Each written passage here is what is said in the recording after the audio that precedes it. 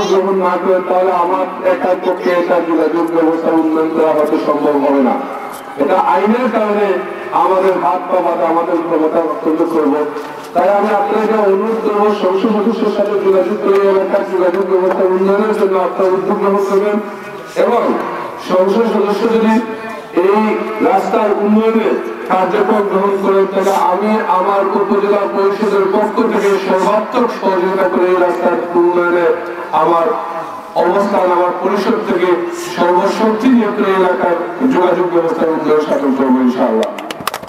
এবং যদি সংসদ সদস্য আপনাদের এই এলাকার রাস্তার উন্নয়নে কোনো উদ্যোগ গ্রহণ না করেন তাহলে আমি আমার অবস্থান থেকে আমার ক্ষমতাকে প্রয়োগ করে এই এলাকার যোগাযোগ ব্যবস্থার উন্নয়ন যাতে হয় আমি আমার অবস্থান থেকে পরিকল্পনা গ্রহণ করে কর্মসূচি গ্রহণ করে এই এলাকার যোগাযোগ ব্যবস্থার উন্নয়নের লক্ষ্যে আমি চেষ্টা চালিয়ে যাব ইনশাআল্লাহ। আমি আজকে আর এই বিষয়ে বক্তব্য রাখবো না, আপনারা সকলেই অবহিত। তা আমি আপনাদের কাছে বললাম এই কারণে আমি নির্বাচন করেছিলাম এই এলাকার উন্নয়ন কার্যক্রম পরিচালনা করব, এই ক্ষমতা উপজেলা পরিষদের আছে এটা জেনেই নির্বাচন করেছিলাম। আর নির্বাচনের পরে সেই আইন আগের আইন বাতিল করে নতুন আইনের মাধ্যমে উপজেলা পরিষদ চালু হওয়ার জন্য নতুন আইন সংসদে পাস হয়েছে। এটা রাষ্ট্রপতির কাছে এখন রয়েছে অপেক্ষায় সিগনেচারের জন্য, সাইনের জন্য। রাষ্ট্রপতির সাইন করে এটা গেজেট আকারে প্রকাশ হবে। সে গেজেট আকারে প্রকাশ হলে আমি যেটা বললাম সেটা আপনারা দেখতে পারবেন পত্র-পত্রিকায়। যাই হোক, আমি আপনাদেরকে বলবো আমি আপনাদের সন্তান, আমি এলাকার সন্তান। এই এলাকার সন্তান হিসেবে এই এলাকার উন্নয়নে আমি আমার ক্ষমতা দিয়ে সর্বশক্তি নিয়োগ করে এলাকার উন্নয়নের কাজ করবো, এলাকার মানুষের কল্যাণের কাজ করে যাবো ইনশাআল্লাহ। আপনারা দোয়া করবেন আগামী দিনে যেন এই এলাকার উন্নয়ন কার্যক্রম ত্বরান্বিত করে আপনাদের সেই আশা আকাঙ্ক্ষার বাস্তবায়ন করতে পারি। আপনারা দোয়া করবেন আগামী দিনে যেন এই এলাকার অসহায় গরিব দুঃখী মানুষের কল্যাণে কাজ করতে পারি। আগামী দিনে যেন আল্লাহ আমাকে তৌফিক দান করে এই এলাকার সার্বিক উন্নয়ন এবং মানুষের কল্যাণে কাজ করার জন্য। আজকে যে বৃত্তি অনুষ্ঠান, মরহুম আজমল আলীর স্মৃতিবৃত্তি অনুষ্ঠান, আজকের এই আয়োজন যারা করেছেন তাদেরকে ধন্যবাদ জানাই। আমি মনে করি আজকে আয়োজনের মাধ্যমে আমাদের নতুন প্রজন্ম যারা তাদেরকে লেখাপড়া উৎসাহিত করার জন্য আজকের এই আয়োজন একটি সুন্দর উদ্যোগ। আমরা সমাজে অনেক বিত্তবান রয়েছি, আমরা বিত্তবানরা যদি আজকে অসহায় গরিব দুঃখী যারা মানুষ রয়েছে তাদের ছেলে মেয়েকে লেখাপড়া করানোর জন্য আমরা সহযোগিতা করি, আমরা যদি আমাদের অবস্থান থেকে আমাদের শিক্ষার মান উন্নয়নে আমরা সকলের চেষ্টা করি, আমরা যদি সকলে মিলে আমরা সকলে যে যে গ্রামে থাকি আমাদের গ্রামের আগামী প্রজন্মকে শিক্ষায় শিক্ষিত করে গড়ে তোলার লক্ষ্যে আমরা একটু উদ্যোগ গ্রহণ করি, তাহলে আমি বিশ্বাস করি আমাদের সকলের উদ্যোগ গ্রহণের মাধ্যমে আমাদের সকলের চেষ্টার কারণে আগামী দিনে আমাদের ছাত্রদের প্রত্যন্ত অঞ্চলের প্রতিটি ছেলে মেয়ে স্কুলে লেখাপড়ার সুযোগ পাবে।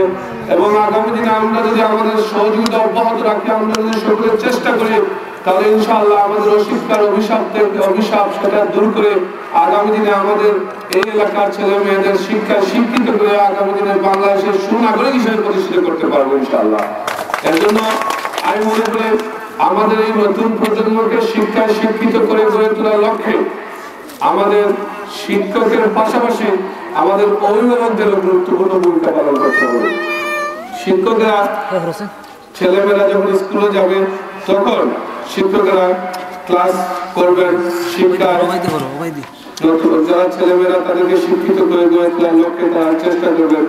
আমরা যদি মনে করি শিক্ষকরা শুধু আমাদের ছেলে মেয়েদের শিক্ষিত করবে তাহলে সেটা ভুল হবে। শিক্ষকের পাশাপাশি অভিভাবকরাও ছেলে মেয়েদের শিক্ষিত করে গড়ে তোলার লক্ষ্যে গুরুত্বপূর্ণ ভূমিকা পালন করতে হবে।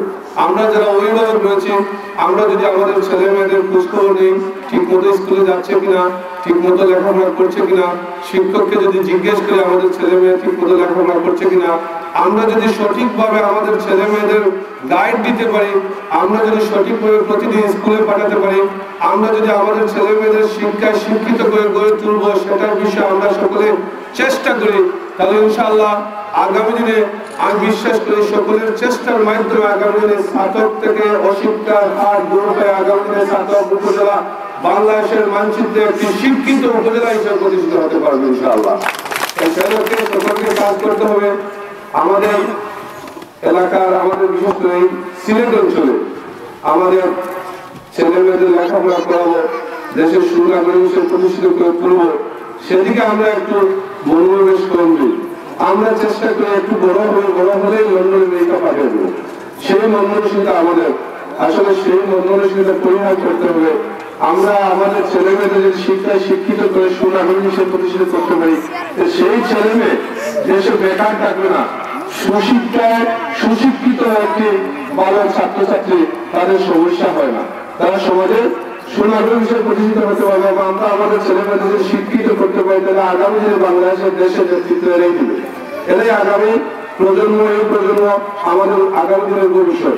এরাই কেউ রাজনীতিতে নেতৃত্ব দেবে, কেউ চাকরি করবে, কেউ সমাজসেবা করবে।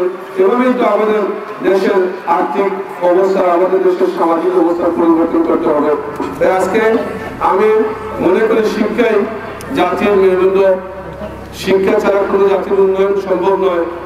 আমরা দেখে আপনার বিভিন্ন বিশ্বের বিভিন্ন দেশে যদি তাকান, দেখবেন যে জাতি যত শিক্ষিত সে জাতি তত উন্নত।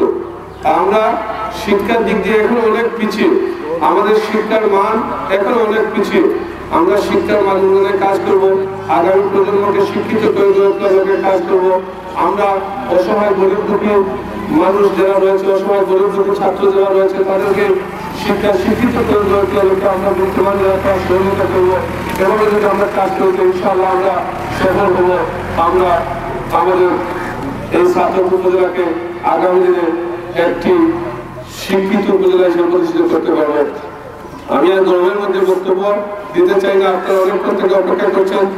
আজকে আমি আজকের এই বৃত্তি মৌলানা আকবর স্মৃতি প্রাথমিক বৃত্তি পরীক্ষা যারা অংশগ্রহণ করেছেন তাদেরকে সকলকে ধন্যবাদ জানাচ্ছি, এবং যারা আজকের বৃত্তি পরীক্ষায় অংশগ্রহণ করে প্রথম দ্বিতীয় তৃতীয় স্থান অর্জন করেছে তাদেরকে ধন্যবাদ জানাচ্ছি। যারা প্রথম দ্বিতীয় তৃতীয় হতে পারে নাই তাদেরকে আমি ধন্যবাদ জানাই, এই কারণে তাদের উৎসাহ রয়েছে, তাদের আগ্রহ রয়েছে। আমি মনে করি জয় পরাজয়, প্রথম হওয়া দ্বিতীয় হওয়া বড় জিনিস নয়, অংশগ্রহণ করাটাই বড় জিনিস। তাই যারা অংশগ্রহণ করেছে তাদেরকে ধন্যবাদ জানিয়ে এই আজমল আলী স্মৃতি প্রাথমিক বৃত্তি অনুষ্ঠান, আমি মনে করি বৃত্তি পরীক্ষা যদি প্রতি বছর হয় আপনারা সেটা অব্যাহত রাখবেন। আপনাদের সেই চেষ্টার কারণে আমাদের এই সমাজের অনেক ছেলেমেয়েরা লেখাপড়ায় উৎসাহিত হবে এবং লেখার মান উন্নয়নে আপনাদের বৃত্তি গুরুত্বপূর্ণ ভূমিকা পালন করবে।